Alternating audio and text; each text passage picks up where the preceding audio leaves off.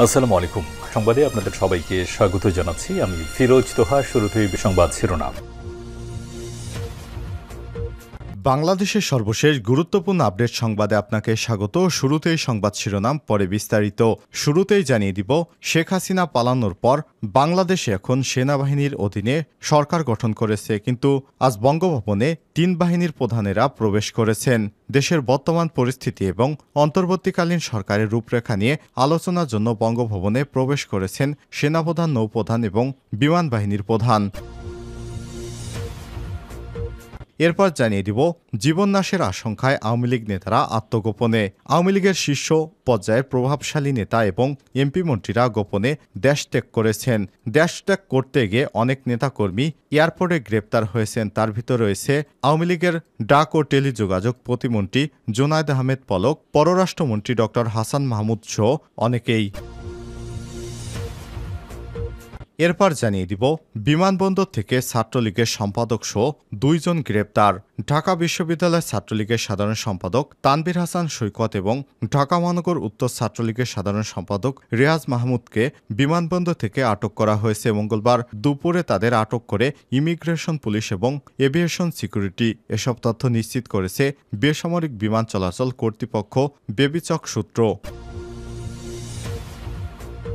এদিকে বোরকা পরেও পালিয়ে শেষ রক্ষা হল না যুবলীগ নেতার। ফেনীতে বোরকা পরে পালানোর সময় যুবলীগ নেতাকে আটক করে গলায় ফাঁস দিয়ে হত্যা করেছে দুর্বৃত্তরা। এর আগে তাকে গণপিটুনি দেওয়া হয়। আজ দুপুরে জেলার সোনাগাজী উপজেলা আমিরাবাদ ইউনিয়ন সপ্পরপুর গ্রামের কয়ন্না খাল থেকে স্থানীয়রা তার মরদেহ উদ্ধার করে। নিহতের নাম মুশফিকুর রহমান মিশু। তিনি ফেনী সদর উপজেলা ধলিয়া ইউনিয়নের যুবলীগের দপ্তর সম্পাদক ছিলেন। এদিকে লক্ষ্মীপুরে যুবলীগ নেতা সহ নিহত ৩। লক্ষ্মীপুরের রামগঞ্জে আলাদা ঘটনায় ২ জনকে পিটিয়ে হত্যা করা হয়েছে। নিহতদের মধ্যে একজন যুবলীগ নেতাও রয়েছেন। সেই সঙ্গে আগুন দেওয়ার কারণে ভয়ে এমপি আনোয়ার হোসেন খানের বাণিজ্যিক ভবনের ছাদ থেকে লাফ দিয়ে পড়ে এক শিশুর মৃত্যু হয়েছে। এবং সর্বশেষ জানিয়ে দিব, শেখ হাসিনা দেশ ছাড়তে চাননি, জোর করেছিলাম। এনডিটিভির সাক্ষাৎকারে জয়। সদ্য পদত্যাগ করা প্রধানমন্ত্রী শেখ হাসিনার ছেলে সজীব ওয়াজেদ জয় বলেছেন, তিনি অর্থাৎ শেখ হাসিনা দেশে থাকতে চেয়েছিলেন, মোটেও দেশ ছেড়ে পালাতে চাননি, কিন্তু আমরা জোর করেছিলাম। এটি তার জন্য নিরাপদ নয়। আমরা প্রথমত তার শারীরিক নিরাপত্তার জন্য উদ্বিগ্ন ছিলাম, তাই আমরা তাকে চলে যেতে রাজি করাই। গতরাতে ভারতীয় সংবাদ মাধ্যম এনডিটিভিকে টেলিফোনে দেয়া এক সাক্ষাৎকারে সব কথা বলেন সজীব ওয়াজেদ জয়। প্রিয় দর্শক, এতক্ষণ শুনছিলেন সংবাদ শিরোনাম, এবারে বিস্তারিত। তবে তার আগে বন্ধুরা, কমেন্ট করে জানিয়ে দিন আজকের সংবাদ সম্পর্কে আপনার মূল্যবান মতামত। কমেন্ট করে জানিয়ে দিন এই সংবাদটি আপনি কোন জেলা থেকে বা বাংলাদেশের কোন স্থান থেকে দেখছেন এবং শুনছেন। এবারে বিস্তারিত। বঙ্গভবনে ৩ বাহিনীর প্রধান। দেশের বর্তমান পরিস্থিতি এবং অন্তর্বর্তীকালীন সরকারের রূপরেখা নিয়ে আলোচনার জন্য বঙ্গভবনে প্রবেশ করেছেন সেনাপ্রধান, নৌপ্রধান এবং বিমান বাহিনীর প্রধান। মঙ্গলবার ৬ আগস্ট সন্ধ্যা ৭টা ৪০ বিশাল এক গাড়িবহর নিয়ে বঙ্গভবনে প্রবেশ করেন তারা। এর আগে সন্ধ্যা ৬টার কিছু সময় পরই সেনাবাহিনীর একটি মাইক্রোবাসে বঙ্গভবনে প্রবেশ করেন কোটা সংস্কার আন্দোলনের প্ল্যাটফর্ম, বৈষম্য বিরোধী ছাত্র আন্দোলনের ১৩ জন সমন্বয়ক এবং ঢাকা বিশ্ববিদ্যালয়ের অধ্যাপক আসিফ নজরুল এবং অধ্যাপক তানজিম উদ্দিন। আন্দোলনের অন্যতম প্রধান সমন্বয়ক নাহিদ ইসলাম বলেন, আমাদের ১৩ সদস্যের একটি টিম বঙ্গভবনে রাষ্ট্রপতি এবং ৩ বাহিনীর প্রধানের সঙ্গে সাক্ষাৎ করতে এসেছেন। আমাদের সঙ্গে ঢাকা বিশ্ববিদ্যালয়ের অধ্যাপক আসিফ নজরুল এবং অধ্যাপক তানজিম উদ্দিন রয়েছে। দেশের বর্তমান পরিস্থিতি এবং অন্তর্বর্তীকালীন সরকারের রূপরেখা নিয়ে সেখানে আলোচনা হবে। আলোচনা শেষে আমরা বিস্তারিত জানাবো। জীবননাশের আশঙ্কায় আওয়ামী লীগ নেতারা আত্মগোপনে। জীবননাশের আশঙ্কায় আত্মগোপনে চলে গেছে আওয়ামী লীগের শীর্ষ পর্যায়ের প্রভাবশালী নেতা, এমপি মন্ত্রীরা। গোপনে দেশ ছেড়েছেন অনেকেই। কেউ কেউ আবার দেশ ত্যাগের চেষ্টাও করেছেন। দলের সহযোগী এবং ভাতৃপ্রতিম সংগঠনের নেতাকর্মীরাও গা ঢাকা দিয়েছেন। এদিকে সারা দেশে দলীয় নেতাকর্মীদের বাড়িঘরে হামলা, ভাঙচুর এবং অগ্নিসংযোগ অব্যাহত রয়েছে। হামলা মামলার ভয়ে আত্মীয় স্বজনের কাছে আশ্রয় নিয়েছে অনেক আওয়ামী লীগ নেতাকর্মী। সর্বশেষ রোববার ৪ আগস্ট পর্যন্ত ঢাকাসহ সারা দেশের মাঠে এসেছিল আওয়ামী লীগ এবং দলীয় সহযোগী সংগঠনের নেতাকর্মীরা। দেশের বিভিন্ন স্থানে আন্দোলনকারীদের বিরুদ্ধে প্রতিরোধ গড়ে তোলার চেষ্টা করেছিলেন তারা। এ সময় অনেকেই জড়িয়ে পড়েন সংঘর্ষে।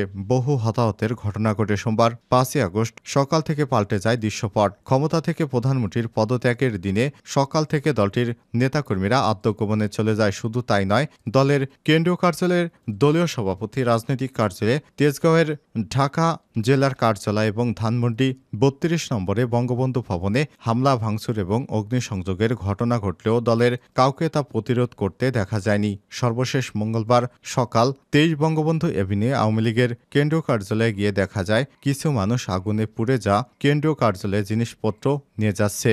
উৎসুক জনতার অনেকেই এই সময় কেন্দ্রীয় কার্যালয়ের সামনে নীরবে দাঁড়িয়ে থাকতে দেখা গেছে। তবে আওয়ামী লীগ বা সহযোগী সংগঠনের কোনো পর্যায়ের নেতাকর্মী সেখানে দেখা যায়নি। এদিকে ধানমন্ডিতে আওয়ামী লীগ সভাপতি রাজনৈতিক কার্যালয়েও একই চিত্র দেখা গেছে।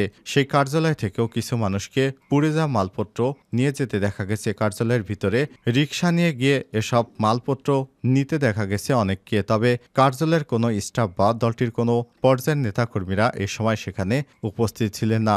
সূত্র বলছে, পরিস্থিতি বুঝতে পেরে রোববার রাত থেকে গোপনে দেশ ছাড়তে থাকে আওয়ামী লীগের কেন্দ্রীয় শীর্ষ নেতা এবং দলীয় এমপি মন্ত্রীরা। জীবনাশের আশঙ্কায় নিরাপদ স্থানে চলে যান তারা। যারা দেশে অবস্থান করছেন তারাও চলে যায় আত্মগোপনে। কেউ কেউ গোপনে দেশ থেকে চেষ্টা করেছে। সহযোগী এবং ভ্রাতৃপ্রতিম সংগঠনের নেতাকর্মীরাও নিজেদের লুকিয়ে রেখেছেন। মঙ্গলবার ভারতের দিল্লিতে যাওয়ার সময় হজরত শাহজালাল আন্তর্জাতিক বিমানবন্দরে সদ্যবিদায়ী ডাক, টেলিযোগাযোগ এবং তথ্য প্রযুক্তি প্রতিমন্ত্রী জুনায়েদ আহমেদ পলককে আটক করা হয়। সদ্যবিদায়ী পররাষ্ট্রমন্ত্রী এবং আওয়ামী লীগের যুগ্ম সাধারণ সম্পাদক ড হাসান মাহমুদ হজরত শাহজালাল আন্তর্জাতিক বিমানবন্দর দিয়ে পালানোর চেষ্টা করলেও ব্যর্থ হন তিনি। পরে তিনি প্রতিবেশী ভারত সীমান্তের একটি স্থলবন্দর দিয়ে পালানোর চেষ্টা করেছিলেন। রোববার রাতে সিঙ্গাপুরের উদ্দেশ্যে আওয়ামী লীগের সাধারণ সম্পাদক ওবায়দুল কাদের দেশ ত্যাগ করেছেন বলে জানা গেছে। তিনি সদ্য সাবেক সড়ক পরিবহন ও সেতু মন্ত্রীর দায়িত্বে ছিলেন। এছাড়াও আওয়ামী লীগের প্রায় সব কেন্দ্রীয় নেতা, এমপি মন্ত্রীদের ফোন বন্ধ পাওয়া গেছে। কোনোভাবে তাদের কাছে যোগাযোগ করা সম্ভব হয়নি। ধারণা করা হচ্ছে এদের অনেকেই নিরাপদ আশ্রয়ের জন্য দেশ ত্যাগ করেছেন। বিমানবন্দর থেকে ঢাবি ছাত্রলীগের সম্পাদক সহ 2 জন আটক। ঢাকা বিশ্ববিদ্যালয় ছাত্রলীগের সাধারণ সম্পাদক তানভীর হাসান সৈকত এবং ঢাকা মহানগর উত্তর ছাত্রলীগের সাধারণ সম্পাদক রিয়াজ মাহমুদকে বিমানবন্দর থেকে আটক করা হয়েছে। মঙ্গলবার দুপুরে তাদের আটক করে ইমিগ্রেশন পুলিশ এবং এভিয়েশন সিকিউরিটি এসব তথ্য নিশ্চিত করেছে বেসামরিক বিমান চলাচল কর্তৃপক্ষ। সূত্রটি জানায়, মঙ্গলবার দুপুরে ঢাকা বিশ্ববিদ্যালয় ছাত্রলীগের সাধারণ সম্পাদক তানভীর হাসান সৈকতকে ইমিগ্রেশন থেকে আটক করে ইমিগ্রেশন পুলিশ। বর্তমানে তিনি ইমিগ্রেশনের হেফাজতে রয়েছেন। এছাড়াও রিয়াজ ইমিগ্রেশন শেষ করে বিদেশে যাওয়ার চেষ্টা করছিলেন। তাকে আটক করেছে এভিয়েশন পুলিশ। এর আগে ভারতের রাজধানী নয়াদিল্লি পালানোর সময় শাহজালাল আন্তর্জাতিক বিমানবন্দরে আটক হন জুনায়েদ আহমেদ পলক। বোরকা পরে পালিয়েও শেষ রক্ষা হল না যুবলীগ নেতার। ফেনীতে বোরকা পরে পালানোর সময় যুবলীগ নেতাকে আটক করে গলায় ফাঁস দিয়ে হত্যা করেছে দুর্বৃত্তরা। এর আগে তাকে পিটুনি দেওয়া হয়। মঙ্গলবার 6 আগস্ট দুপুরে জেলার সোনাগাজী উপজেলার আমিরাবাদ ইউনিয়নের সফরপুর গ্রামে কন্যাখাল থেকে স্থানীয়রা তার মরদেহ উদ্ধার করে। নিহতের নাম মুশফিকুর রহমান মিশু। ফেনী সদর উপজেলা ধলিয়া ইউনিয়ন যুবলীগের দপ্তর সম্পাদক। স্থানীয়রা জানায়, নিহত মিশু যুবলীগের রাজনীতির পাশাপাশি সদর উপজেলা ধলিয়া ইউনিয়ন পরিষদের চেয়ারম্যান আনোয়ার আহমেদ মুন্সির ঘনিষ্ঠ সহযোগী ছিলেন। সোমবার 5 আগস্ট শেখ হাসিনা দেশ ছেড়ে চলে যাওয়ার খবরের পর এলাকায় উত্তেজনা সৃষ্টি হয়। এ সময় বিক্ষুব্ধ জনতা মিছিল শুরু করে ধলিয়া বাজারে অবস্থান নেয়। পরে খবর পেয়ে যুবলীগ নেতার বাড়িতে আত্মগোপন করেন। সন্ধ্যায় একদল দুর্বৃত্ত মিশুর বাড়িতে হামলা চালালে তিনি প্রাণ ভয়ে পালিয়ে যান। স্থানীয়রা ধারণা করছিল প্রাণ বাঁচাতে মিশু বোরকা পরে পালানোর সময় দুর্বৃত্তরা তাকে আটক করে গণপিটুনি দিয়ে গলায় ফাঁস দিয়ে হত্যা করে। পরে তাকে তার মরদেহ খালে ফেলে দেওয়া হয়। লক্ষ্মীপুরে যুবলীগ নেতাসহ নিহত ৩।